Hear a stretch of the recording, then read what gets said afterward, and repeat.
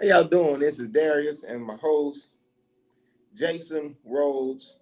We got a great topic we're going to talk about tonight, and I hope you guys can hear me. If so, please let us know. Want to be sure that we're coming through clearly. I'm going to check on my end. And you out here in the audience, can you believe we got a studio audience full of men? Let me know if we can hear we coming through clearly. Full of men. Yes, sir. Can you believe it? They say men don't talk. They say men don't communicate. All right, little error on mine. Now we open up to the public, so you should be able to see it. You can like, share, comment. Yeah, we got a great topic we're going to talk about today. You mind introducing yourself? Sure. First of all, I want to tell you thank you for having me to come out and speak with you guys on today. My name is Jason Rhodes, and I am a father engagement specialist and a community health worker for the Northeast Texas Public Health District.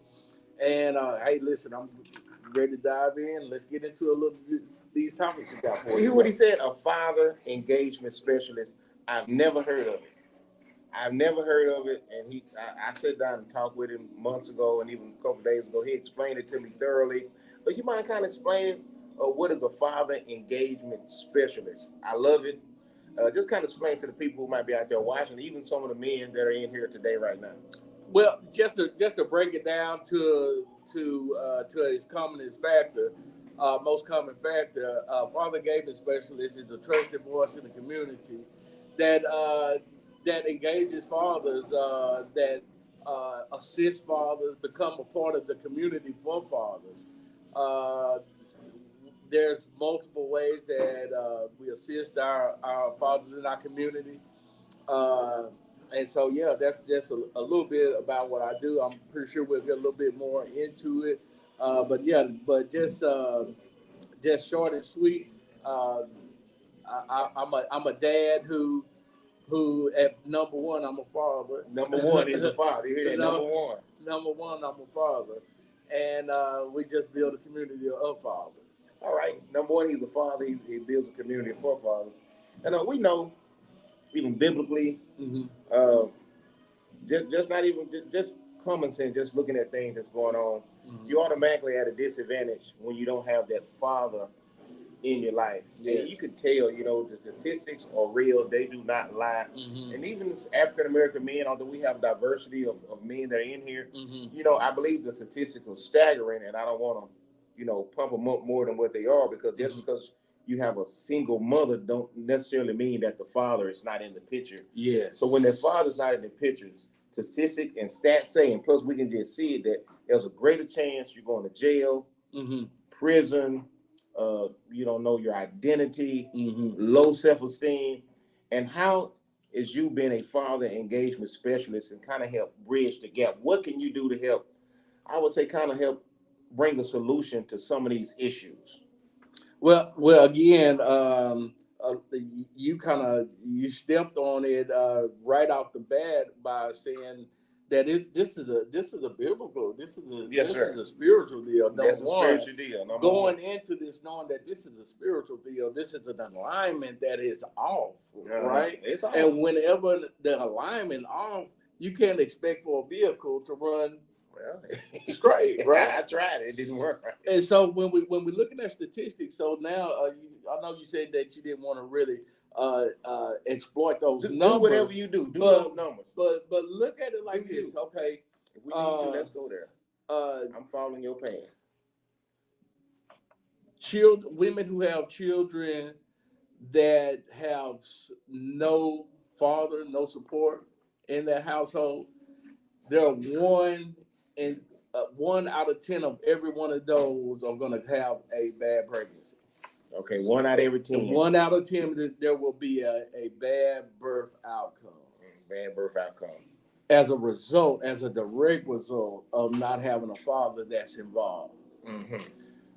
Now, if you're talking about the African American community, those numbers go up 4 times. 4 times. 4 times. Yes, 4 times as likely to have bad birth outcome. Now, when we're talking about bad birth outcome, we're not just talking about having having miscarriages. We're not just talking about. We're talking about illnesses that happen poor outcome with moms and babies. Like the healthcare. We're talking about uh, babies that's coming out sick, babies coming out that's deformed, mothers that's dying in there on the table while There's a greater risk and labor and delivery without a father there. So now, why would those numbers look like that? So now let's connect the dots. Let's connect the dots. Now the dots that connect is because a father is there to advocate for his family. Yes, sir. A man must be an advocate first for his family, right? And advocacy looks like going, number one, your presence alone. Whenever you go into a doctor's appointment, your presence alone is already speaking. It speaks authority right there, because man that must understand the authority that he walks in from the jump. And so since so many men have forgotten the door or don't know the authority that they have just in their presence alone.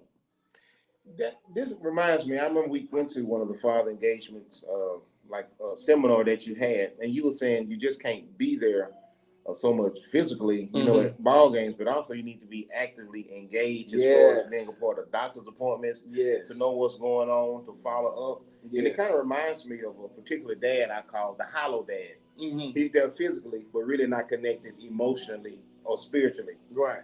You know, so you're in the house with him, but he really don't know how to relate to you on an emotional kind of level. And I believe you kind of extrapolated wisdom on that, on how, like, men, you got to get involved. You got to go to the hospitals. Just don't think it's just a woman thing, right? To, you know, go to the PTA and you know, sign up for all these kind of things. It's also part of the responsibility of a father. Can you kind of piggyback on that? Yeah, it's absolutely a responsibility of a father, because number one, I call them the top three. When I ask every man just about across the board, whether they're a father or not a father, or a father figure, however, it's three top things that come up. They want to be a protector, a provider, and a leader. And so you cannot be a leader if you don't initiate first. Okay. And so it comes to or dads or men in general.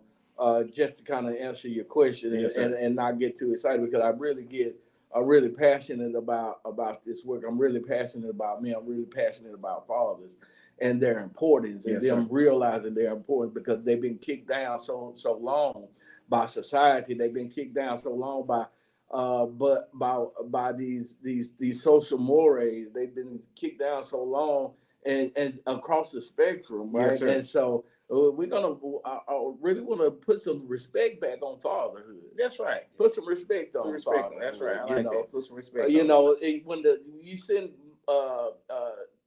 By the way, I serve on the policy council with Tyler ISD. Okay. Head Start. And coming in, we see moms fully involved. And on this year, we started an initiative called Dads on Campus. Okay, I like that. Dads on Campus. The Dads on Campus. This is our first year we did this together, and just those men. Yes, sir. It's not only a benefit to the children. Just being on campus. It's a benefit to the schools. The schools felt safer, right? And then it's a benefit to the men now, because now you're adding value to that man. Yes, sir. And so a lot of men, they don't know their value. And so they search for it in different type of ways. They try to drape themselves in value, right? They try to find them value in what they ride in, what they look, and what they do. But what you do is not who you are. So that's problematic. You reminded me of something. A good friend of mine, Reverend Aaron Jones, he spoke here before during the Real Talk Men Talk, and he mentioned that it was these group of teenage elephants, and they was tearing up the communities, and they were just ripping and running and just tearing up everything. But they said, we're going to do an experiment. We're going to put more seasoned male elephants around those teenage elephants, and almost instantly, all the chaos stopped. So if the presence works that way in an elephant, I know it can be a bigger impact within a human being. Yeah. Yeah, absolutely, absolutely. With that, it was something kind of funny. It's really funny when we're looking at that because a lot of the times in the group sessions that we have a mixed bag. We'll have a more experienced father. Yes, sir. We may have somebody that's this their first time around, Uh-huh. or we might have someone who's kind of in it, right? Yes, sir. They kind of got their daddy legs, if you want to Okay. say it like that. I So like this that. so they fathering well, Yes, sir. They right? following well. Okay, I like And that. and We're gonna so figure that so out. those guys who are coming along, they gain inspiration just by connecting with these other guys, right? Mm-hmm. And so it's important that you have this mixed bag of guys. So fathers, if you're doing a great job, now you have a responsibility to your community now. Oh, okay. So you just can't Yeah, just so it don't stop there because it don't remember stop that there. the top three of fatherhood is being a protector, provider, and a leader. Mm-hmm. And so in fatherhood, when you're showing your children how to treat other people by how active you are in your community. Mm-hmm. I like that. That's very good what you said because myself and probably some others in here, I felt the conviction because I don't have any biological children. A lot of people know our situation. We don't have any biological children, but I still feel like a conviction to help. When Mm-hmm. I see a youngster going the wrong direction, like what can I do to be a part? And what you said kind of convicted me in a sense. Even if I did have a child, it just doesn't stop with your child. And also, I don't want to, change the subject or segue too much. I call this the I would say the Hollywood dad or Disney dad. And it's Mm-hmm. very easy to be jealous. Someone got their Disney dad here at all the games. And you're like, man, wow, I wish my pops was into everything. And he just everybody dad, Mm-hmm. right? But one thing that kind of, I would say, that threw me for a loop, like, how have you had this Disney dad? Mm-hmm. How did you end up in the same situation when other men didn't have what you had? Mm-hmm. Because sometimes people might lose their respect and don't really know how good they have it. Mm-hmm. Right, right. Because you can see it. Sometimes the parent, the structure can be there, but sometimes that son just want to do whatever he wants to do. Mm-hmm. And I hope I didn't segue and No, change too no, much. no, no, no. I got you. I'm following with you. So statistics state that young men who have, and this is just basically with young men, and so that have both parents in the household, who have a present father in the household. 1 in 500 of those young men will veer off. One in And 500. 1 in 500 will Okay. veer off. So that's still a good, So great chance. it's a chance. So life it's gonna throw curves. But the thing about fatherhood is that you put something in that You child. put something in there. The Bible says that. No, go ahead. This is what biblically based. you know what the Bible says. I need to rewind it. Know what it says. Yeah, we have to understand it and really stick to that. You got to stick to that. We have to stick to that. That whatever we place in that child, Yes, sir. they listen. They might stray off. It might stray off. Hey, I was the stray. That's right. You get the stray. Yeah, that's right. I was the stray. You can't tell you. But, It don't seem like it. But it was the things that my parents placed inside of me. Yes, sir. And so, listen, I just want to take just a second. Father, if you're struggling with that son, Father, if you're struggling with that daughter, listen. With that daughter. I want to encourage you today. Listen, yeah, the stuff might look grim. It might look horrible.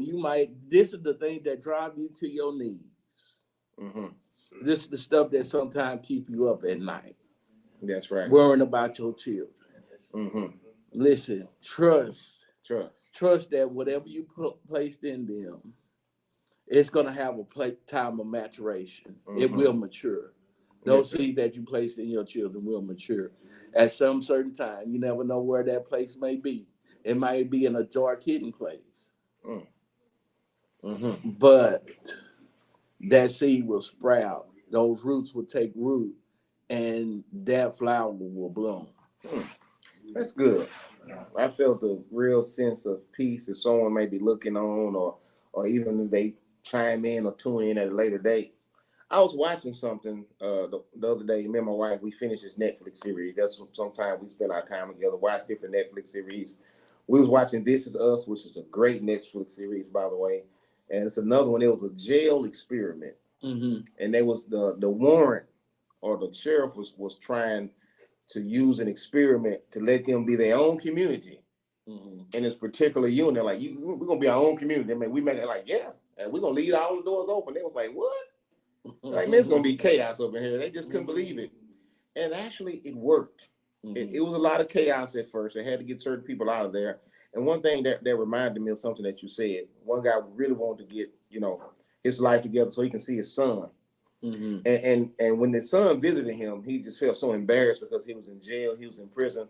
But his son helped lighten the load, and he said, all is forgiven, Pops. And I think sometimes when men are trying, maybe, they wasn't taught, we don't want to make an excuse, whatever it was.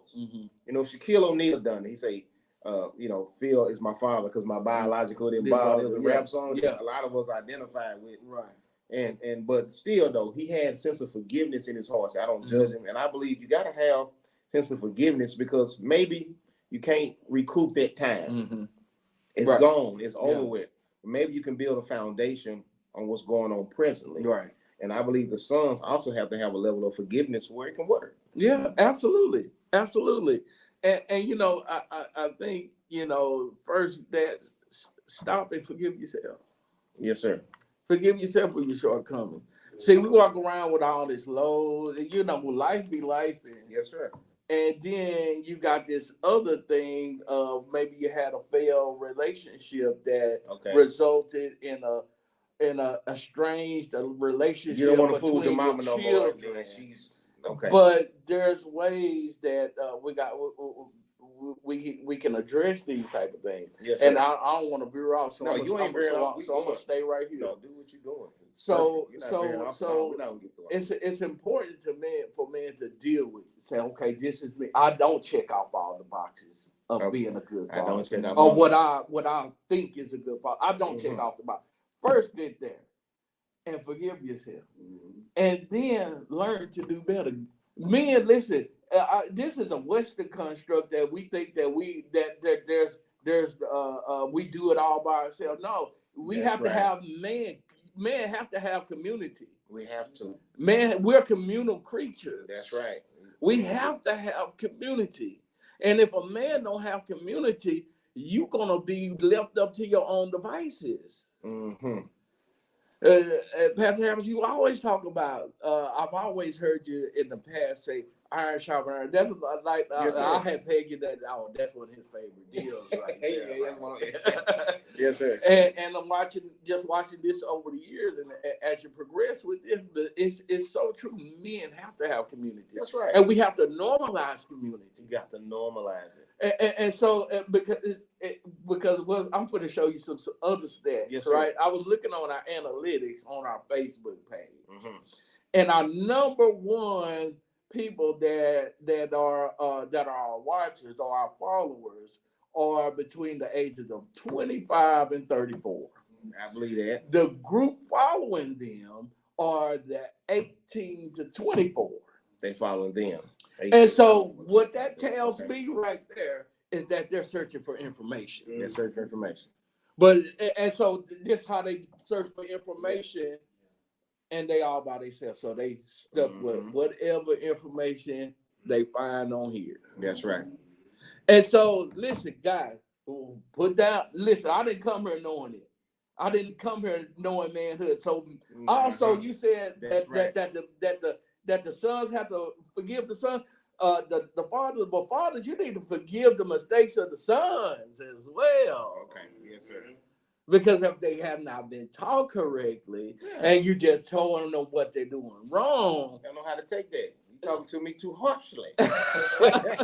Because they have egos, so they have egos and all that. So one of my favorite just life lessons is all throughout Ephesians chapter 5. You can find out how to treat God. That's right. You can find out how to treat people. You can find out how to treat your spouse and how to treat your children. All in that one chapter. That's wrapped up. That's loaded with wisdom. One chapter. Laced with wisdom. Ephesians chapter 5. One chapter. I like how you mentioned that. And how do we tie it in with what you do for this local community or even abroad? So, because you're a father engagement specialist, how do you help the fathers be engaged? So number one, I create opportunities Okay. for men to meet in community.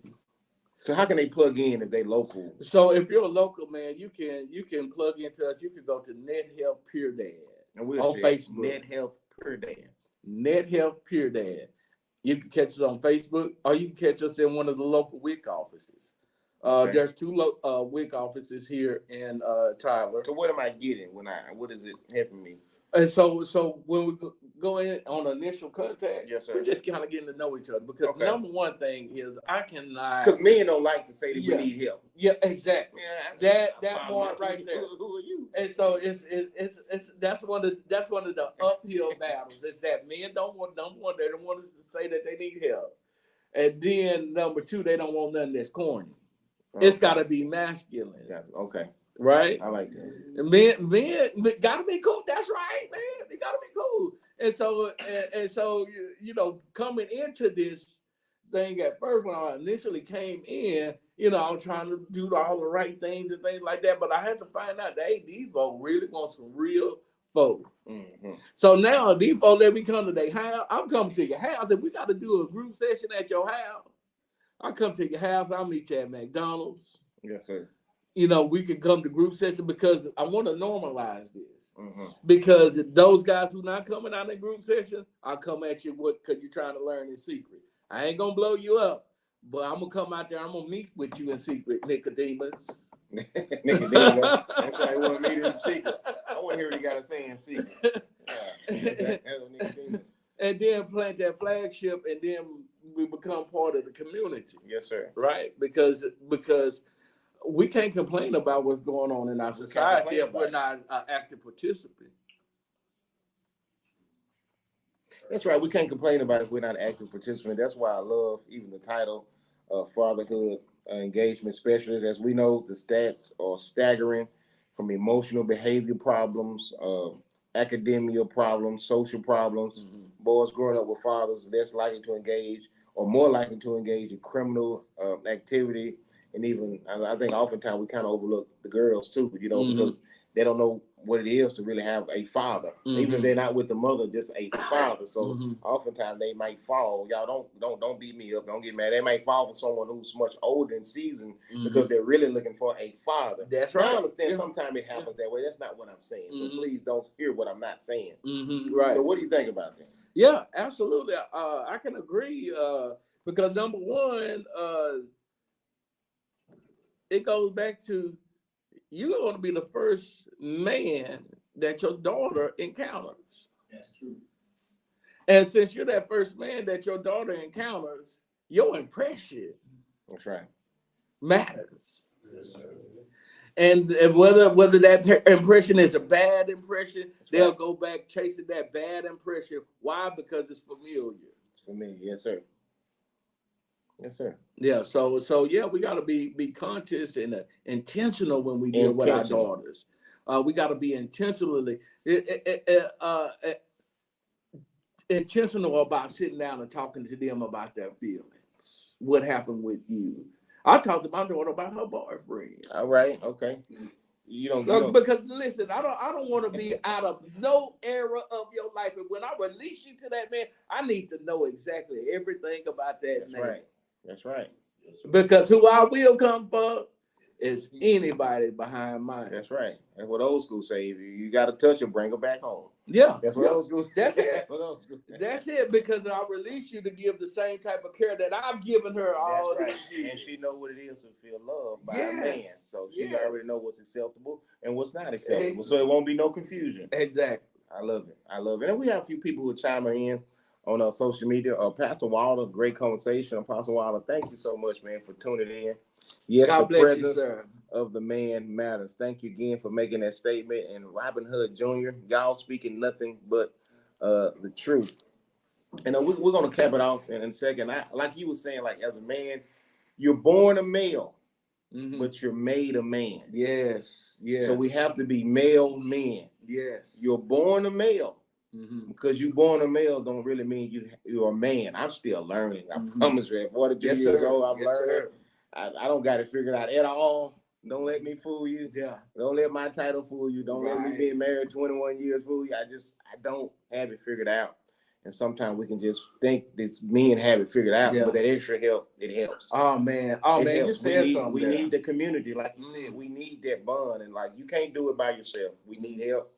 We don't know it all. It's okay, and I believe men need to confide in other men, like Jonathan and David had a relationship where they can talk. Nothing wrong with having male bonds. Yeah, everybody want to put some Diddy. Ain't no Diddy about this. Yeah, that's oh, right. I'm sorry. Can No, I no, say that? that's like right. That? That's right. Ain't no Diddy about this for real. Because listen, we need this. We need right. community. Man, we need community. That's right. We can only be stronger together. Together. That's together. right. Absolutely. And just one more thing. No. We want no. We are fine. Because you said something that was very, very, very yes, important. Sir. And what you said was that men, how did you say it? You're born a male. You're made born, a man, and you're made a man. You made you're a born man. a male, but you're made a man. You made a man, and you can't be made a man unless it's somebody else that's certified. That's official. Certified. Official in manhood. That's right. Right. That's right. So you got to have a group of men that's gonna call you on your stuff. That's right. That's gonna call you on your stuff, lift you up when you down. That's bull crap. That's right. Call you on it. Yeah, and not put it out there in the street. Not put out there in the street. That's right. Because it takes a lot for a man to be vulnerable. That's right. To another man. Yes, sir. You know. So yeah, that's great. So I'm glad you said it. No, we'll listen. I want to invite you to our men's conference we have coming up at the Kingdom Church. I was made a man, actually June the 7th and the 8th, June the 7th and the 8th, Friday night. Just come, women are welcome. And Saturday, it's a special segment for men only. We got great speakers. We got a lot of diversity. Some of those speakers, we even have a comedian that's going to tear our mouth out, and we're going to laugh as well. So we're going to have diversity, have a Hispanic speaker, or Caucasian speaker, some black. We're going to have diversity as much as we can. Also, we're going to eat and break bread together and have a good time. The registration, you'll see it. We'll share it some other time. Registration just for that Saturday event, only $20. You'd like to sponsor a man, you can do that as well. And next time, Man Up, myself, Pastor Jason Rhodes, thank you for tuning in. Men are made. You have to be made a man to next time. And we're going to open up. Now we're at the real talk. So you get this. But you want the real talk, you got to come here, 1818 North Confederate Avenue. Real talk, men talk, community full of men, and we're talking about some things. And now we'll get into the real talk for the next 30 minutes. We're going to open up the floor, and he's going to answer some of these hard questions, these brothers. Y'all don't be too hard on them, Carlos, but we're going to put all right, till next time.